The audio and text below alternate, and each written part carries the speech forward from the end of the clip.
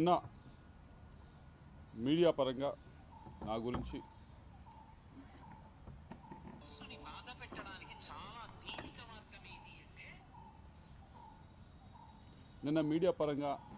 మా గురించి చిలుకూరుపేట మాజీ ఎమ్మెల్యే గారు మాట్లాడటం జరిగింది. నేనైతే ఆ ప్రెస్ మీట్ని చూడలేకపోయాను. నేను ట్రావెల్ చేస్తూ ఉన్నాను. అయితే మా మీడియా సెల్ వాళ్ళు బ్రీఫ్ చేయడం జరిగింది. 3 ముక్కల్లో చెప్పండి అని అడిగాను. వాళ్ళు నిజంగానే 3 ముక్కల్లో చెప్పారు. మొదటిది ఏదో టెలిఫోన్ డేటా గురించి అని చెప్పి మాట్లాడారు అని చెప్పడం జరిగింది. కాల్ డేటా, టెలిఫోన్ డేటా కాదు, కాల్ డేటా గురించి మాట్లాడారని చెప్పడం జరిగింది. అమ్మ, మా ఇంట్లో కూడా నాతో పాటు తోడబుట్టిన వాళ్ళు ఉన్నారు, మహిళలు ఉన్నారు. మా ఇంట్లో మహిళలకి ఒక న్యాయం, బయట మహిళలకు ఒక న్యాయం అని భావించే వ్యక్తిని నేనైతే కాదు. అది తమరు గుర్తుపెట్టుకోవాలని చెప్పి తెలియజేస్తూ ఉన్నాను.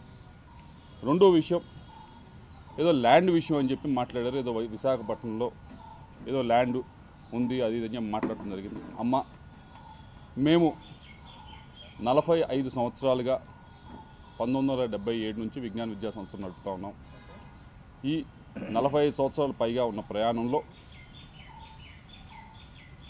ఆంధ్ర రాష్ట్రంలో కాదు, దేశం మొత్తం ఎక్కడా కూడా, ఆంధ్ర రాష్ట్రంలో కాదు దేశం మొత్తంలో ఎక్కడా కూడా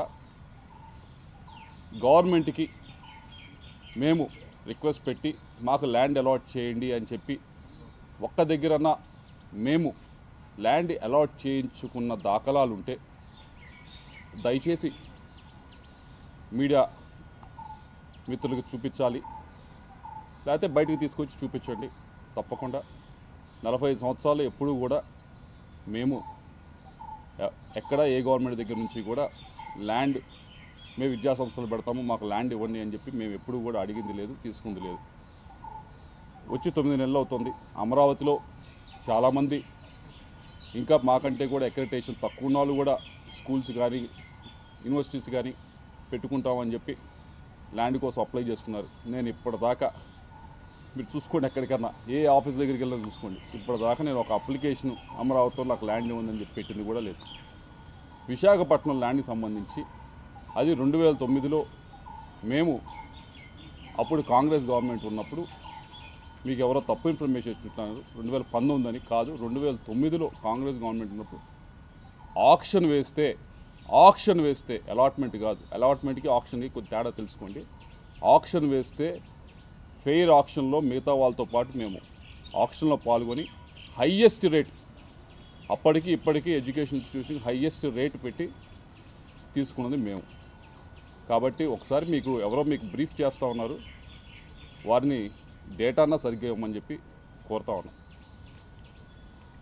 ఇవన్నీ కూడా, ఈ 2 విషయాలు కూడా ఎందుకు మాట్లాడారో, ఎవరు మాట్లాడిచ్చారో నాకు తెలుసు. వారి గురించి కూడా చివరిలో నేను మాట్లాడతాను. అయితే ఈ 2 విషయాలు కూడా, ఒకటి క్యారెక్టర్ అసోసియేషన్ చేసేది ప్రయత్నం మీది, ఏదో డేటా గురించి, ఫోన్ డేటా గురించి ఏదో మాట్లాడి, రెండవది ఈ ల్యాండ్ ఇష్యూ వేసి మన టాపిక్ ఎలాగోలా డైవర్ట్ చేద్దామనే ప్రయత్నం మీరు చేస్తూ ఉన్నారు. కానీ అసలు విషయం గురించి మాట్లాడుకుందాం. మూడో విషయం, 3 ముక్కలు అన్నా కదా, మూడో ముక్క ఇది. మూడో విషయం ఏదైతే ఈ క్రషర్స్ విషయం, ఏ క్రషర్స్ దగ్గర డబ్బులు తీసుకున్నారు అనే దాని మీద మీరు చెప్పారట, నేనేదో కేసు పెట్టించాను, రెడ్ బుక్లో ఉంది, దాన్ని తీసుకొని ఈ కేసులు చేస్తూ ఉన్నారు, ఈ 9 నెలల నుంచే పెట్టారు. అమ్మ, మీరు మరి చూసారో లేదో, నేను మీడియా మిత్రులు కూడా ఇస్తాను, దాని తర్వాత ట్విట్టర్లో కూడా షేర్ చేస్తాను, అందరూ కూడా చదువుకోవచ్చు. ఇది స్టేట్మెంట్ ఎవరిచ్చారంటే పి జాషువా, ఐపీఎస్ ఆఫీసర్.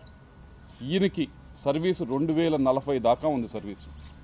ఆయన కెరియర్ ముందు చాలా పెద్ద కెరియర్ ఉంది. అటువంటి వ్యక్తి ఆయన సంతకం పెట్టి ఈ స్టేట్మెంట్ని ఇవ్వటం జరిగింది. ఈ స్టేట్మెంట్లో క్లియర్గా చెప్పడం జరిగింది ఏమి అంటే, ఈ లక్ష్మీ బాలాజీ స్టోన్ క్రషర్స్ దీనికి ఈ యాజమాన్యానికి నాకు ఎటువంటి బంధుత్వం లేదు, ఎటువంటి బిజినెస్ పరంగా ఏమీ లేదు, నాకు ఎటువంటి ఇది లేదు. ఈ బాలాజీ స్టోన్ క్రషర్స్ అనే ఆయన మీదకి ఏం చేశారనేది క్లియర్గా చెప్పుంది. 2021లో ఆగస్టు 24వ తారీఖున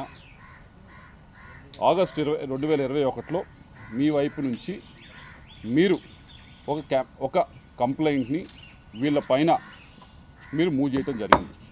ఏమని మూవ్ చేశారు? మీ స్వహస్తాలతో మీరే మూవ్ చేశారు, నేను మూవ్ చేసింది కాదు. ఇదేదో 2024 అధికారంలోకి వచ్చిన తర్వాత చేసింది కాదు. ఇది మీరు కంప్లైంట్ పెట్టడం జరిగింది. ఈ లక్ష్మీ బాలాజీ స్టోన్ క్రషర్స్లో చాలా అక్రమం జరుగుతూ ఉంది, దీని మీద ఫైన్ వేయండి అని చెప్పి మీరు కంప్లైంట్ పెట్టారు. కంప్లైంట్ పెట్టిన దాని మీద జాషువా గారు దీని మీద ఇది చిన్న విషయం కదా అని చెప్పి యాక్ట్ చేయలేదు. యాక్ట్ చేయకపోతే మీరేం చేశారు? మీరు తిరగని ఆఫీస్ లేదు, ప్రతి ఆఫీస్ దగ్గరికి వెళ్ళారు, ఆయనకి ఫోన్ చేయించారు. మీరు బాలినేని శ్రీనివాసరెడ్డి గారి దగ్గరికి వెళ్ళలేదు. మీరు ఈ విషయం పైన బాలినేని శ్రీనివాసరెడ్డి గారి దగ్గరికి మాధవరెడ్డి అనే సాక్షి జర్నలిస్ట్ని తీసుకొని మీరు వెళ్ళి ఏమి ఒక ఎమ్మెల్యే ఫోన్ చేస్తే ఎస్పీ గారు మీరు ఎందుకు యాక్ట్ చేయరు అని చెప్పి మీరు ఫోన్ చేయించి అడిగించలేదు? అడిగించారు, దీని గురించి అడిగించారు. ఇవన్నీ కూడా మీరు తడుపు తట్టారు. ఇదిగో ఈ కంప్లైంట్ గురించి మీరు కంప్లైంట్ పెట్టింది 2021లో పెట్టి ఏమని చెప్పారంటే దీనిపైన స్టోన్ క్రషర్స్ పైన లక్ష్మీ బాలాజీ స్టోన్ క్రషర్స్ పైన ఈ ఫైన్ వేసే అవకాశం ఉంది అని చెప్పి మీరు కంప్లైంట్ పెట్టారు.